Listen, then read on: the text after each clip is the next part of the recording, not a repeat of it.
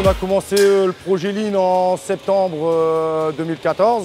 Ils ont fait des réunions avec les opérateurs, que ce soit en caisserie ou en emballage, pour qu'on puisse justement exposer nos points de vue et puis donner nos idées. En fait, on s'est retrouvés à plusieurs avec un collègue qui est au niveau du débit sur le flux 1, le chef d'atelier, le responsable de l'emballage. Et avec eux, on a travaillé sur la mise en place, la disposition, la segmentation des flux. Pour avoir des améliorations et avoir une meilleure production en même temps. C'est incomparable comparé à avant comment on travaillait. C'est vrai que, disons, point de vue place, on a ce qu'il faut pour travailler maintenant. Puis disons, c'est mieux géré, point de vue matériel. Beaucoup mieux agencé qu'avant. On a tout le matériel à disposition.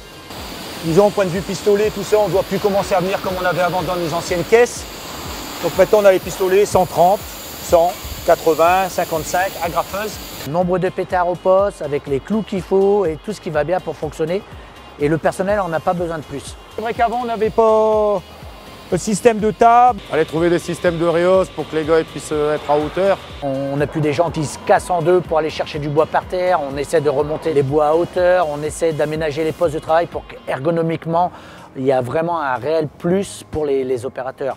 On n'a plus besoin en fait de prendre son débit, d'aller chercher sa caisse, déjà de la trouver à la caisserie, après d'aller chercher son matériel sur un autre poste, de tout rassembler au même endroit. Les gars, ils ont moins à se déplacer pour récupérer leur bois, quoi.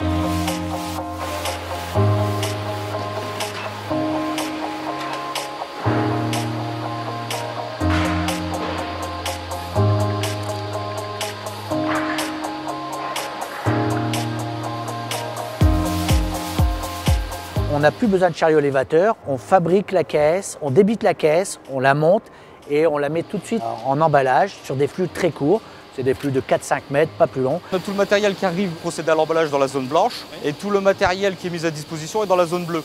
Donc on prend tout le matériel qui vient de la zone bleue pour venir en fait travailler dans la zone blanche qui est la zone où on fait tout l'emballage. C'est intéressant, ça nous permet de nous faciliter un peu la vie.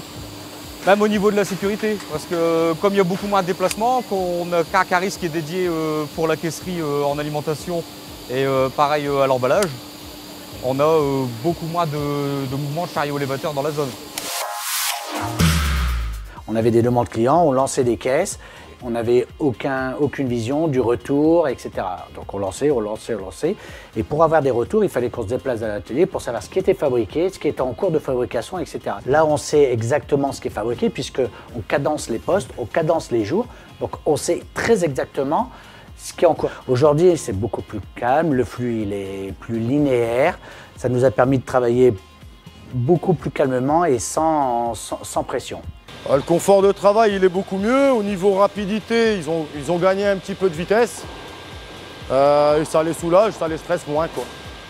Le lean packing, c'est de l'amélioration continue. C'est-à-dire qu'on ne s'arrête pas à un sujet. Au-delà des gains de productivité, on a des gains de surface, on a une sécurité améliorée. Je pense que quelque part, c'est vital. Où avant, on travaillait un peu archaïquement, aujourd'hui, on s'en va dans une vraie démarche d'amélioration.